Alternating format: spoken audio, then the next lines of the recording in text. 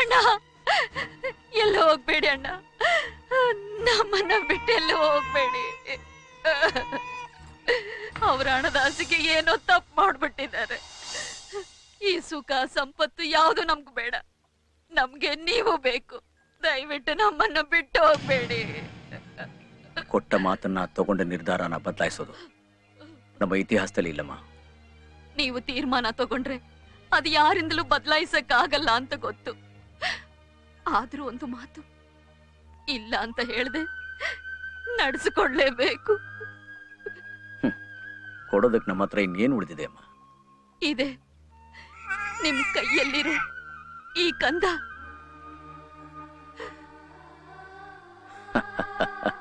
ಈ ಮಗುನ ಸಾಕ್ತ ನಮ್ಮ ಮೇಲಿರೋ ಪಾಪದ ಹೊರೆನ ಸ್ವಲ್ಪನಾದ್ರೂ ಕಡಿಮೆ ಮಾಡ್ಕೊಳ್ತೀವಿ.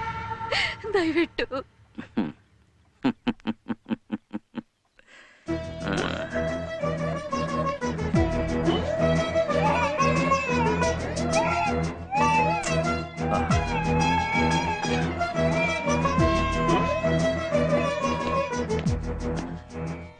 ಆದ್ರೆ ಒಂದು ಮಾತು, ಆ ಮಗುನ ಒಬ್ಬ ಸಾಧಾರಣ ಮನುಷ್ಯನಾಗಿ ನೀವು ಬೆಳೆಸ್ಬೇಕು. ಹಣದ ನೆರಳು ಯಾವತ್ತೂ ಅವನ ಮೇಲೆ ಬೀಳಬಾರ್ದು. ಒಂದಲ್ಲ ಒಂದ್ ದಿವಸ ನಾವು ಮತ್ತೆ ಬರ್ತೀವಿ. ಅವನು ಯಾರು ಅನ್ನೋ ಸತ್ಯ ಯಾರಿಗೂ ಗೊತ್ತಾಗ್ಬಾರ್ದು. ನಮ್ಮ ಮೇಲಾಣೆ.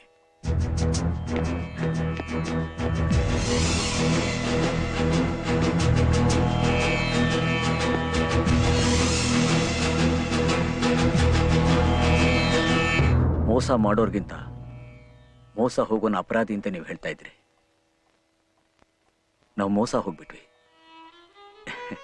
ನಾವು ಮೋಸ ಹೋಗ್ಬಿಟ್ವಿ. ದಯವಿಟ್ಟು ನಮ್ಮ ಕ್ಷಮಿಸಿ. ಅಪ್ಪ ಅವ್ರು ಹೇಳಕೊಂಡ್ಬಿಟ್ಟವ್ರೆ.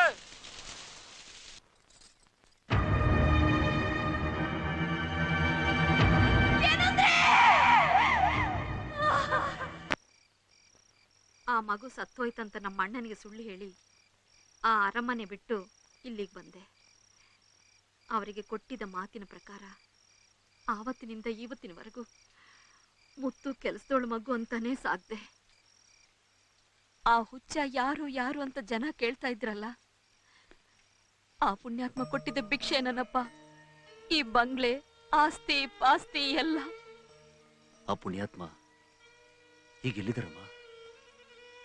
ಅರಸನಾಗಿ ಬಾಳಬೇಕಾದವರು ಸಾಮಾನ್ಯ ಮನುಷ್ಯನಾಗಿ ದೇವಸ್ಥಾನದ ಅರಳಿಕಟ್ಟೆ ಮೇಲೆ ಜೀವ ಸವಿಸ್ತಿದ್ದಾರೆ. ನಾನು ಹೋಗಿ ಕರ್ಕೊಂಡ್ಬರ್ತೀನಮ್ಮ. ಯಾರೇ ಕೂಗಿದ್ರು, ಎಷ್ಟೇ ಬೇಡ್ಕೊಂಡ್ರು ಅವರು ಬರಲ್ಲಪ್ಪ. ನಾನು ಕರ್ಕೊಂಡ್ಬರ್ತೀನಿ. ಅನ್ಕೊಂಡೆ, ನಾನು ಆವತ್ತೇ ಅನ್ಕೊಂಡೆ ಮುತ್ತು ರಾಜ ರವಿವರ್ಮನ್ ಮಗನೇ ಇರಬೇಕು ಅಂತ. ಸಂದೇಹ ಬಂತು. ಮಗು ಸತ್ತೋಯ್ತು ಅಂತ ಸುಳ್ಳು ಹೇಳಿ ನನ್ನ ತಂಗಿ ನನಗೆ ಮೋಸ ಮಾಡ್ಬಿಟ್ಲು. ಮೊದಲು ಆ ಹಳೆ ಮೈನ ಹೊಡೆದಾಕ. ಏನ ಸಾವುಕಾರನ್ನ? ಯಾವನೋ ಸಾವುಕಾರ? ಸುಪ್ರೀಂ ಕೋರ್ಟ್ ಜಡ್ಜ್ಗಿಂತ ಸುಪ್ರೀಂ ಜಡ್ಜ್ ಈ ಬೆಂಕಿಯಪ್ಪ. ಇವರೆಲ್ಲ ಸೇರಿ ನನಗೆ ಮೋಸ ಮಾಡ್ಬಿಟ್ರು ಅಂತ ಮುತ್ತು ಒಂದೇ ಒಂದು ಹೇಳಿಕೆ ಕೊಟ್ರೆ ಇಡೀ ಸೊತ್ತೆಲ್ಲ ಮುತ್ತು ಪಾಲಾಗುತ್ತೆ. ಹಂಗಾಗೋಕು ಮುಂಚೆ ರಾಜನ ಮುಗಿಸು. ಆ ಆಪಾದನೆನ ಮುತ್ತು ಮೇಲೆ ತಾಕೋ. ಊರವ್ರ ಮುಂದೆ ಮುತ್ತು ರಾಜನ್ನ ಕೊಂದು ಬಿಟ್ಟ ಅಂತ ಸುದ್ದಿ ಹಬ್ಸು. ಅವರಲ್ಲೇ ನಮ್ಮವ್ರನ್ನ ಬಿಟ್ಟು ಮುತ್ತುನ ಮುಗಿಸ್ಬಿಡು. ಆಮೇಲೆ ರಾಜ ಮುತ್ತು ಇಲ್ಲ ಸೊತ್ತು ನನ್ನ ತಂಗಿ ಪಾಲಾಗುತ್ತೆ. ಸಮಯ ನೋಡ್ಕೊಂಡು ಅವಳನ್ನು ಶಿವನ ಪಾದ ಸೇರಿಸ್ಬಿಟ್ರೆ ಇಡೀ ಆಸ್ತಿಗೆ ನಾನೇ ರಾಜ, ನೀನೇ ದಳಪತಿ.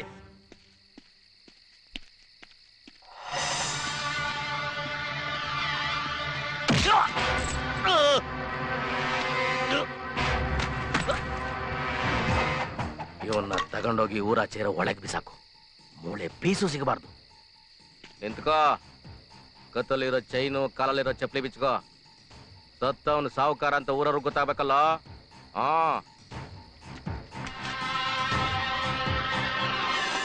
ಅಯ್ಯಯ್ಯೋ ಕೇಳ್ರಪ್ಪ,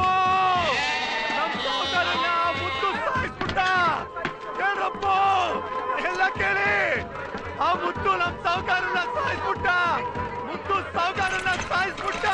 ಅನ್ಯಾಯವಾಗಿ ನಮ್ಮ ಸಾವುಕಾರನ್ನ ಮುತ್ತು ಸಾಯಿಸ್ಬಿಟ್ಟ. ನಮ್ ಸಾವುಕಾರಲ್ಲಿ ನೀನೇ ಅವ್ರನ್ನ ಕೊಂದ್ಬಿಟ್ಟಿಲ್ಲೋ. ನನ್ ಸಾವುಕಾರನ ಏನ್ ಮಾಡ್ದೆ ಹೇಳು? ನೀನೇ ಅವ್ರನ್ನ ಕೊಂದಿದ್ದು.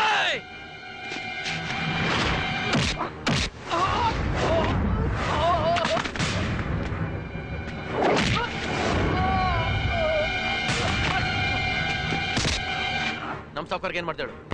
ನೀನೇ ಅವ್ರನ್ನ ಕೊಂದ್ಬಿಟ್ಟಿಲ್ಲೋ. ಏನ್ ಕೃಷ್ಣ? ಸಾವುಕಾರನ ಮುತ್ತು ಸಾಯಿಸ್ಬಿಟ್ಟಂತೆ.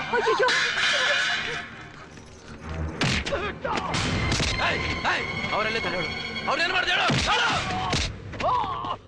ನಮ್ ಸಾವುಕಾರ್ಗೆ ಏನ್ ಮಾಡ್ದೆ ಹೇಳು? ಮನೆಗ್ ಬರ್ಬೇಡ ಅಂತ ಹೇಳಿದ್ ಒಂದೇ ಒಂದ್ ಕಾರಣಕ್ಕೆ ನಮ್ ಸಾವುಕಾರನೇ ಒಡೆದು ಸಾಯಿಸಿ ಬೋಳೆಗೆ ಹಾಕ್ಬಿಟ್ಟಿಯಲ್ಲೋ.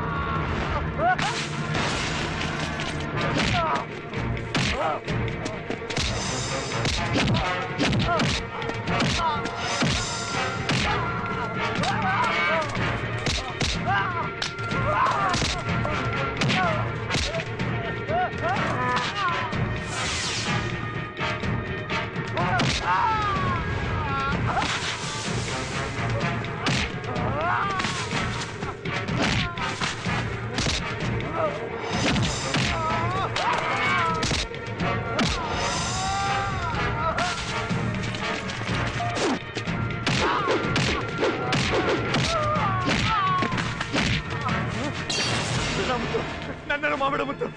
ಎಲ್ಲ ನಿಜ ಹೇಳ್ಬಿಡ್ತೀನಿ ಮುತ್ತು. ಎಲ್ಲ ನಿಜ ಹೇಳ್ತೀನಿ. ನಾನೇ ಸಾವುಕಾರನ್ನ ಒಡೆದು ಸಾಯಿಸಿದ್ದು.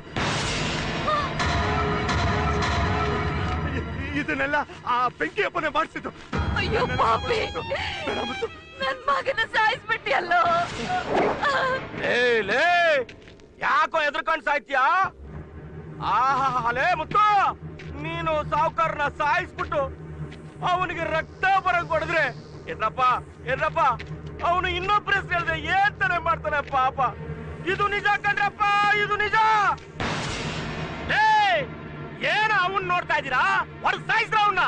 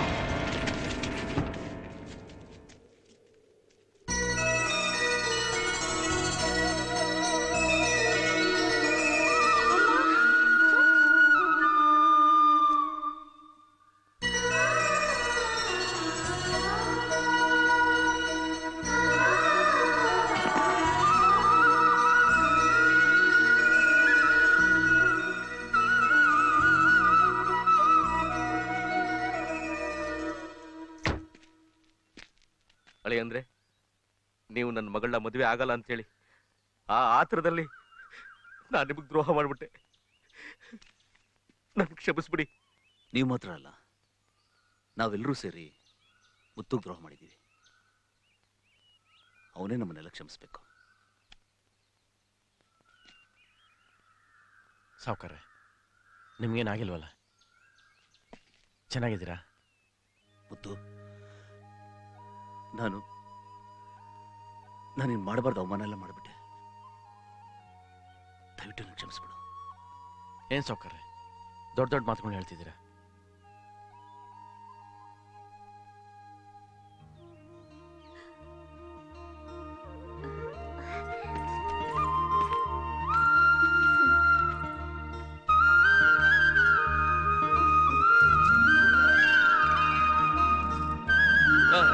ಈ ಮುತ್ತಿನ ಸರ್ ನಿಮ್ಗೆ ಗೊತ್ತಿದ್ದು ನನಗೆ ಗೊತ್ತಿರಲಿಲ್ಲ.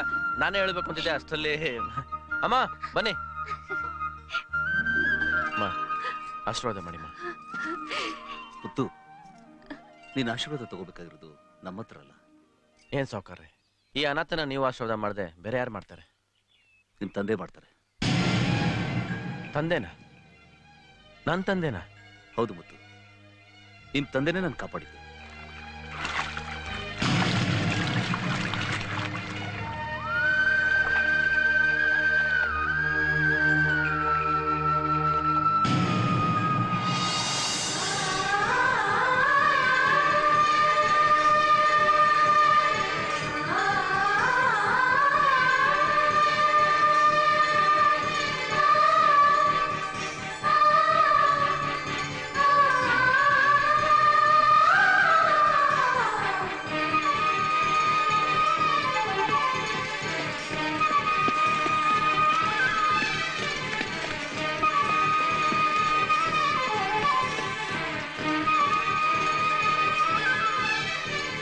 ಅಮ್ಮ ಎಲ್ಲಮ್ಮ?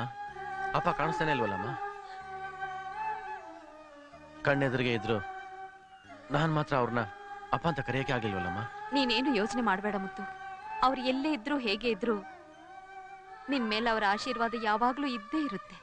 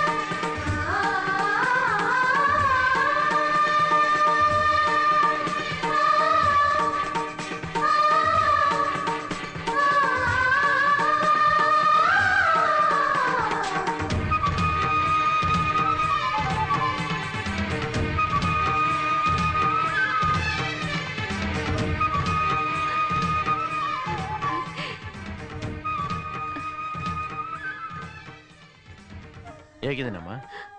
ನಿನ್ನನ್ನು ಈ ರೀತಿ ನೋಡಕ್ಕೆ ಇಷ್ಟು ವರ್ಷ ಬೇಕಾಯ್ತಲ್ಲಪ್ಪ.